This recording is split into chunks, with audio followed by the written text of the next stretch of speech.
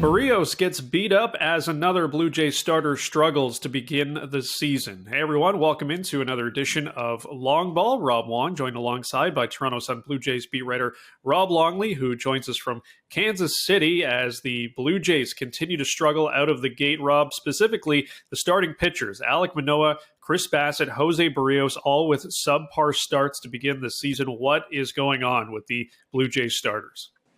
Boy, that's a really hard one to figure out, and I think it's really confounding management and the coaching staff right now because, I mean, obviously it's an incredibly small sample size, and it's just the first turn through the rotation, and there's been some kind of weird things that have happened in each of those games, but it's been a lot of bad pitching from the starters. I mean, starting with Alek Manoah, had the worst outing of his professional career to start the season.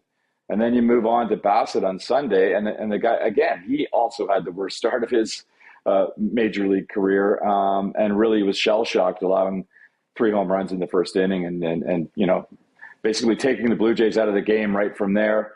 And then now it was on to Jose Barrios, who, you know, the talk in the offseason was, can this guy have a bounce-back season from his terrible, quite frankly, 22 campaign? And the answer so far is no. I mean, he was leaving a lot of balls over the heart of the plate, and the Kansas City Royals, who were not exactly a good baseball team, who had only scored 4 runs in their first 3 games combined, beat up on him and sent him packing as Barrios allowed 8 runs in his short outing. So now it's like, who's up next? Yusei Kikuchi, is he going to be the savior of this rotation? We're not going to overreact at this point, because as I said, I talked to Alek Manoah about it yesterday. He said, one bad start, you know, we're going to figure this thing out and get into a little bit of rhythm.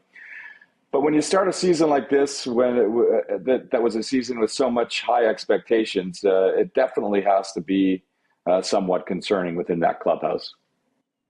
So if we're looking at the negatives right now with the starting pitching, there has to be some positives, Rob, despite just 1 win so far in the first 4 games. What is maybe one thing that's jumped out to you in the positive direction for the Blue Jays so far? Well, they're not 0-4, are they? They're 1-3. At least they've got 1 game, and they left Barrios in long enough last night to allow him to be the second lowest ERA of the 4 starters so far. He's at a nice 12.71. So I'm being facetious, of course. There's nothing really much positive to talk about in terms of the pitching staff, but. What's struck out a little bit to me anyway, and it's a follow-up of what I had seen from him in spring training, is the approach that Matt Chapman has had at the plate. He's rocked 4 doubles already. He's got 3 games with multiple hits. I believe he's hitting .533. And, you know, one of the things that he had talked about throughout spring training was he knows that he can be a strong player defensively for this team, but that he wanted to be a bigger contributor offensively. And those early signs through 4 games are showing us that work in preseason paid off. But beyond that, you know, there's not a whole lot to clap about. This team they're getting guys on base, but they're not getting them home. They finally got a home run late in Monday's game. Bo Bichette hit one out, and that's the longest they've gone from the start of a season without a home run game. So for an offense that is a little bit different than last year, it's still expected to produce, and it hasn't been able to do that yet.